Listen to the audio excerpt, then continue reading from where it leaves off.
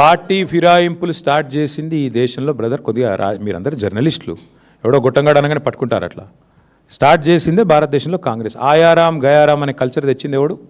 కాంగ్రెస్ కాదా? అసలు 2004లో టీఆర్ఎస్కి 26 ఎమ్మెల్యేలు ఉండే, మా 10 మంది ఎమ్మెల్యేలు ఎత్తుకుపోయింది ఎవడు? ఇదే థర్డ్ క్లాస్ కాంగ్రెస్ కాదా? ఎవడు స్టార్ట్ చేసిండు? ఏం మాట్లాడుతుండే ఆయన? కళ్ళు ఉన్నాయా పోయినాయా పెద్ద మనిషికి? ఇట్లా మాట్లాడొచ్చా? ఏం తక్కువ చేసింది కడియం శ్రీహరికి టీఆర్ఎస్ పార్టీ?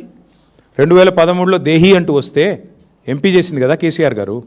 తర్వాత నిన్ను డిప్యూటీ సీఎం చేసిండు, ఆ తర్వాత ఎమ్మెల్సీ చేసిండు, తర్వాత ఎంపీ మన ఎమ్మెల్యే చేసిండు, నీ బిడ్డకి ఎంపీ టికెట్ ఇచ్చిండు.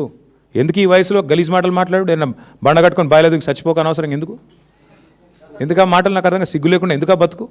అది ఏ పార్టీ నువ్వు చెప్పు, నాకు తెలియక అడుగుతా. నువ్వు ఆడనా మొగనా ఏంటి నువ్వు? అదే అంటున్నా, ఎందుకు థర్డ్ క్లాస్ మాటలు, ఎందుకు థర్డ్ క్లాస్ పనులు? అక్కడ పోయి కాంగ్రెస్ పార్టీ ఆఫీసులో కూర్చొని మొన్న అందుకే లక్ష్మీదేవమ్మ అనే పెద్ద మనిషి కరెక్ట్గా చెప్పింది రాజేంద్ర నగర్లో. రాజేంద్ర నగర్ పోయిన మధు పార్క్ రిడ్జ్ అపార్ట్మెంట్స్కు పెద్ద మనిషి ఎంత బాగా చెప్పిందంటే, ఆమెకు 87 ఏళ్ళు.